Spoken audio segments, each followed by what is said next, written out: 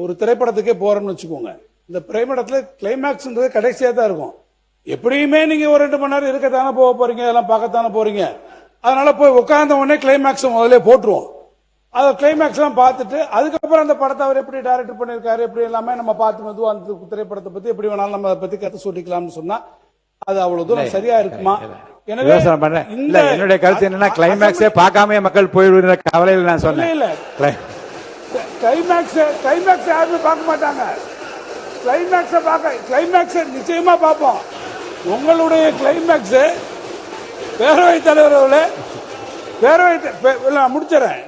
என்ன ஒரு லைட்டர் வேணும் செய்யும்.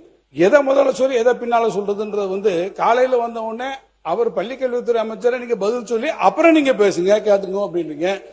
இப்ப நீங்க அறிவிப்பெல்லாம் முன்னால விட்டுட்டு அப்புறம் திருப்பி அதுல பேசுங்கன்னு சொல்றீங்க.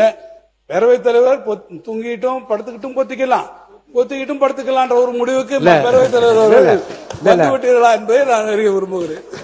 நம்முடைய முன்னாள் அமைச்சர் சட்டமன்ற உறுப்பினர் தங்கம் தென்னரசு சொன்னது போல, நீங்க தியேட்டருக்கு போனோடனே கிளைமேக்ஸை போட்டுட்டீங்க, அதுக்கப்புறம் வேணுங்கிறவங்க இருந்து பாருங்க அப்படின்னு அவர் சொன்னார். நீங்க சொன்னீங்க மக்கள் கிளைமேக்ஸ் என்னன்னு தெரியாம போயிடுவாங்களோ அப்படின்னு. படம் நல்லா இருந்தா மக்கள் உண்மையா இருந்து தியேட்டர்ல கிளைமேக்ஸ் வரைக்கும் பார்ப்பாங்க.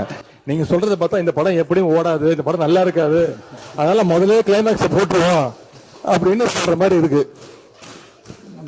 இப்ப எல்லாம் படங்கள்ல 2 கிளைமேக்ஸ் இருக்கு.